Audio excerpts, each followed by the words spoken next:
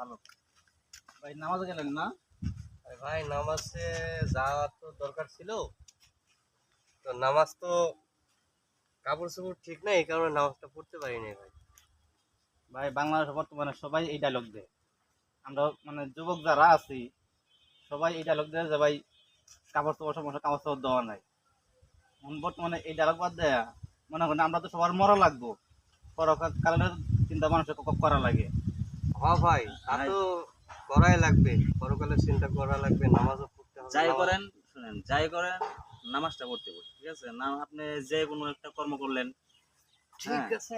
কর্মটা ইয়ে আছে কিন্তু আপনার নামাজ হয়েছে আগে, ঠিক আছে? শুক্রবারে যদি 5 ওয়াক্ত না পারেন, হ্যাঁ, 1 ওয়াক্ত হলেও তো পড়বেন। আপনার মনে করেন সপ্তাহে একদিনও তো পারবেন নাকি? একদিন পড়বেন, শুক্রবার, আজকে শুক্রবার।